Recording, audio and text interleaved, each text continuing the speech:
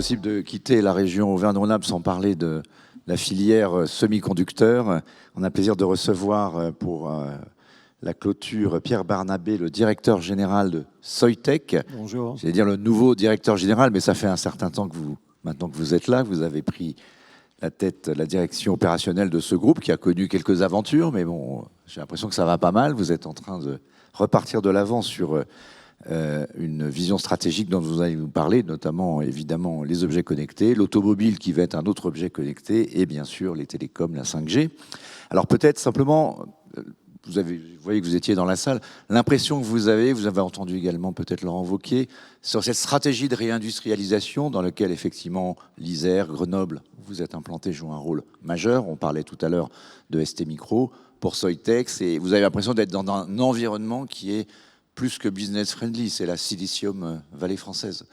Alors déjà pour présenter Soitec, très rapidement, donc nous sommes une entreprise qui prenons des matériaux semi-conducteurs et en les associant par des procédés très particuliers, une invention, secret bien évidemment, et une invention d'ailleurs qui vient du CEA Leti, donc point d'ancrage dans la région important. Nous fabriquons des produits qui servent à fabriquer des composants très particuliers et qui ont la particularité d'être très efficaces d'un point de vue applicatif, mais également très efficaces d'un point de vue de la consommation en énergie. Et ces produits, donc ce qu'on appelle des substrats, servent à la fabrication de composants dans les téléphones mobiles, avec la 5G qui est effectivement un vecteur très important de croissance pour nous, l'automobile, secteur très important pour nous. Il y avait quelques centaines de composants dans les voitures il y a quelques années. Les voitures très haut de gamme aujourd'hui, c'est 7, 8, 10 000 composants. Il y a un peu l'explosion qu'on peut voir. Et puis aussi les objets connectés, parce qu'il y a de plus en plus d'objets. Regardez, dans cette salle, il y a sûrement des centaines d'objets qui ont des processeurs, qui ont des semi-conducteurs, qui ont des composants. Et donc voilà, nous fournissons effectivement des produits qui permettent à la fabrication de semi-conducteurs pour tous ces objets-là. Et donc le marché est... En France et en Auvergne-Rhône-Alpes. Alors on produit, pour répondre à votre question sur la région Auvergne-Rhône-Alpes, c'est une région qui effectivement est très propice à la fabrication de semi-conducteurs, alors particulièrement dans la vallée où nous sommes, mais pas que. Puisque dans cette vallée, on va retrouver ST Micro, qui est un partenaire, un client important. Nous avons effectivement à Grenoble le Leti CEA, très important. Et puis dans toute la région, il y a un terreau vraiment favorable aux technologies, parce que derrière, il faut trouver effectivement des effectifs qui sont capables de tirer de plus en plus vers le haut, parce que là, on est vraiment dans la high-tech. Des produits de toute dernière génération, mais également des opérateurs qui travaillent dans des salles blanches et qui ont le niveau de technicité suffisant pour être opérateurs dans ces environnements industriels. Donc la région est très propice pour nous et nous fabriquons effectivement 2/3 de notre fabrication est faite à Bernin, donc dans la vallée du Grésivaudan. Le tiers restant est à Singapour et on va conserver sur la durée de cet équilibre, avec bien évidemment une exportation à 95% dans le monde de ces produits, dont vient également un autre élément extrêmement important qu'apporte la région, c'est des infrastructures effectivement qui permettent de déployer 95% de nos produits partout dans le monde. Alors à Bernin, dans l'Isère, on peut être sensible à tous ces mouvements tectoniques du monde dont nous parlons depuis ce matin. On a parlé de la crise Covid qui a fait découvrir effectivement nos dépendances. En matière de semi-conducteurs, vous parliez des voitures. Toutes les personnes qui ont tenté d'acheter des voitures neuves récemment, ils ont dû se rendre compte de la difficulté effectivement de les produire en l'absence de la chaîne de valeur qui effectivement a été en partie rompue par la crise sanitaire. Mais des inquiétudes également dans cette région du monde. Alors vous êtes à Singapour, mais on parle beaucoup de Taïwan, la Corée, mais Taïwan en particulier. Est-ce que ça peut être une opportunité à saisir? Il y a un plan, je crois, de 10 milliards pour l'électronique en France, qui est posé par le président de la République aussi dans la grande stratégie dont on parle depuis ce matin. Est-ce que vous pensez que dans la région, il va y avoir des investissements stratégiques en matière d'électronique et dont vous pourriez bénéficier? Alors déjà, pour commencer par effectivement le panorama général et géostratégique, parce que les semi-conducteurs sont un enjeu géostratégique. de plus en plus. Alors, il y a eu effectivement des pénuries qui ont pu exister ici et là. Dans la voiture, c'est en train de se résorber. Mais comme je vous le disais, quand bien même la capacité industrielle monte pour pouvoir faire face aux besoins, les besoins sont croissants. Le marché des semi-conducteurs au sens large est voué à doubler en volume et surtout en valeur dans les 7 ans à venir. Donc il y a un besoin de plus en plus important et effectivement la maîtrise de certains éléments semi-conducteurs sont devenus essentiels. Donc des rééquilibrages se font de manière régionale. Donc les États-Unis ont des grands plans de réinvestissement pour maîtriser certains semi-conducteurs clés. Ils maîtrisent aussi des processeurs qui sont très importants. Les zones asiatiques aussi sont effectivement mettent de l'argent, investissent de l'argent pour la maîtrise de semi-conducteurs. Non, on ne peut pas parler de guerre. Le titre, c'est guerre, ça me paraît un peu fort comme titre. La guerre, elle est plutôt dans les pays, dans les drapeaux sont là. Donc on est plutôt dans des tensions géostratégiques avec effectivement la volonté de maîtriser certains éléments clés. Et l'Europe ne veut pas rester en reste, bien évidemment, puisqu'il y a des programmes de Chips Act qui sont en train d'être mis en place pour permettre effectivement à des entreprises déjà implantées en Europe dans le monde des semi-conducteurs ou bien européennes, comme Soitec, comme ST, comme ASML, comme Infineon, de pouvoir bénéficier de la faculté effectivement d'investir de plus en plus, mais également à d'autres sociétés de pouvoir s'implanter en Europe pour créer des chaînes de valeur bout en bout et pouvoir être capable de maîtriser au maximum. Est-ce qu'on vise la souveraineté dans ce domaine, en Europe au moins ? La souveraineté, quand vous avez des milliers de composants dans une voiture, vous ne pouvez pas avoir un pays qui fait les plusieurs milliers de composants. C'est très compliqué.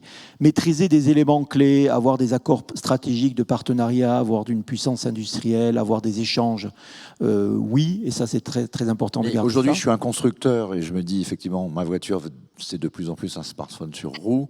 Oui. Je me pose des questions de savoir comment ça va tourner en Chine, en particulier avec Taïwan.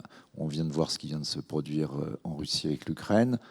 Le monde, dans un monde comme celui-là, est-ce qu'au moins je me ressente sur la zone occidentale, sur et en particulier sur mes fournisseurs locaux quand je peux en avoir ? C'est justement ces grands programmes qui permettent de maîtriser des éléments clés. La maîtrise totale est très difficile. Après, les choses ne sont pas passer de Taïwan, il paraît que c'est quasiment impossible. Effectivement, ils maîtrisent sur les nanos, les plus fins. Ils ont une avance qu'on n'a oui, pas mais encore les rattrapée. États-Unis travaillent très activement. Vous avez vu la flambée autour de l'IA, où il y a effectivement des sociétés qui maîtrisent. Et en Europe, il y a le plan Chips Act vise justement à la maîtrise de nanométrie très fine. Et puis, il faut réfléchir au saut technologique, parce qu'il y a ce qu'on appelle la loi de Moore, qui est une loi qui doit arriver à terminaison autour des 2 nanos. Chaque année, elle s'arrête, mais pour l'instant, elle continue. Alors, parce qu'il y a des technologies qui permettent de continuer. Et ces technologies, elles sont aussi maîtrisées par les Européens. Soitec, par exemple, a dans ses portefeuilles de techno, pour le futur, des solutions qui permettent de faire un packaging particulier, qui permettent de faire ce qu'on appelle beyond Moore, c'est-à-dire d'aller au-delà de la loi de Moore, et donc de pouvoir justement revenir à ces capacités-là. Avec ces nouveaux marchés de l'intelligence artificielle, on peut parler de Nvidia qui vient de dépasser les 1000 milliards de capitalisation boursière. On a fait à l'une de la tribune il y a quelques jours dessus. Il y a aussi le sujet de la consommation d'énergie. Là aussi, il y a peut-être, là on en parle beaucoup et de plus en plus sur l'impact du numérique, il n'y a pas que l'avion. Quand nos enfants font du streaming, ils consomment de l'énergie. Donc est-ce qu'on peut, dans vos domaines, faire des ruptures technologiques et produire des capacités plus grandes sans avoir une empreinte plus importante sur la planète ? Alors il y a 2 sujets clés et nous, par structure, par design, nos produits consomment moins d'énergie. Pourquoi ? Parce que la surface active sur lesquels sont fabriqués, sont lithographiés, construits les semi-conducteurs est beaucoup plus fine que dans des technologies précédentes ou des technologies simples. Et donc, ça permet de consommer beaucoup, beaucoup moins d'énergie. Donc, votre batterie de téléphone, vous avez remarqué qu'alors que vous consommez de plus en plus de données, elle tient beaucoup plus longtemps. Mais ça, vous pouvez remercier Soitec.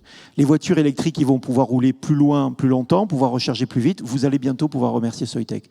Les objets qui restent en veille pendant des mois sans consommer ou très peu de batterie, vous allez pouvoir remercier Soitec. Donc déjà, nous, intrinsèquement, plus Soitec est vendu dans le monde, moins on consomme d'énergie. Et ça, c'est quelque chose qui est intrinsèque par design. Donc oui, on contribue à ça, mais après, nous, en tant qu'entreprise, ça, c'est nos produits, et tant mieux, et c'est un axe de développement, et c'est une des raisons du succès du groupe Soitec. Mais nous, en tant qu'entreprise, on se doit aussi d'être exemplaire. Donc la totalité de notre électricité à Bernin est hydroélectrique. Même à Singapour, on travaille sur des solutions. Et puis aussi, on travaille à consommer moins d'eau par unité, c'est-à-dire s'assurer qu'effectivement, l'eau que l'on consomme pour fabriquer réduit à chaque fois, quand bien même les volumes augmentent. Et ça, c'est quelque chose qui est extrêmement important pour nous. Donc, nos produits sont effectivement sustainable, comme on dit, développement durable, mais également, nous, en tant qu'entreprise, on doit montrer l'exemple. Alors, on arrive à la fin, mais quand même une toute dernière question. Vous ne pouvez pas nous donner d'éléments sur les résultats, puisqu'ils vont être présentés bientôt. Vous êtes en quiet période, vous devez présenter un plan Horizon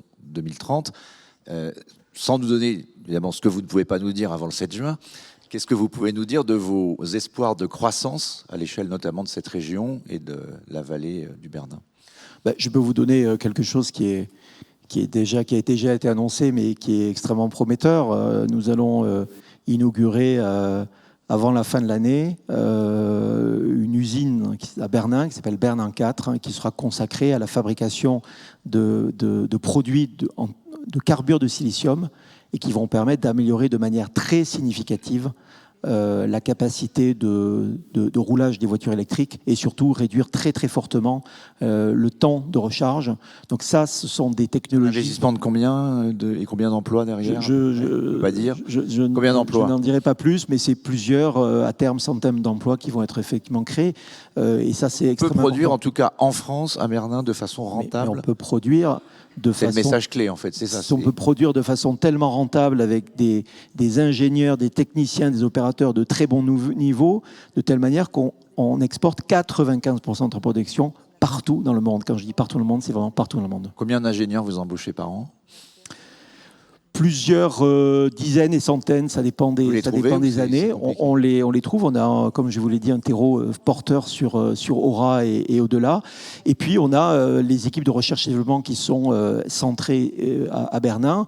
Donc, plusieurs centaines de chercheurs en recherche et développement sur lesquels on investit de plus en plus avec 25% de docteurs. Donc, et voilà. Et ils sont heureux de venir dans la région. Parfois, ils viennent directement de la région parce qu'ils en sont originaires. Ils sont surtout heureux d'y rester. Et c'est pas que des hommes, c'est des femmes aussi. Bien sûr, 34%. On l'a dit, il faut des femmes scientifiques. L'industrie, c'est avec des industriels. L'intervenante précédente a eu tout à fait raison de le souligner. Donc 34% de nos effectifs sont des femmes. Notre objectif, c'est d'arriver à 40 d'ici à 2030. Et on est très actifs là-dessus, notamment à commencer par le comité exécutif. Et effectivement, j'ai été président du conseil d'administration de l'ENSIMAG et j'ai été très actif pour effectivement faire venir des femmes. Donc les jeunes femmes, faites des carrières d'ingénieurs, devenez scientifiques. Faites de la science. C'est prometteur et extraordinaire et très Voilà, là-dessus, vous vous ferez applaudir par tout le monde. Merci beaucoup, Pierre Bernabé, d'être venu de Bernin jusqu'à nous. Et je crois qu'on va avoir une dernière séquence que tout le monde attend, celle des prix, évidemment. Merci encore à vous. Merci Philippe, merci à vous.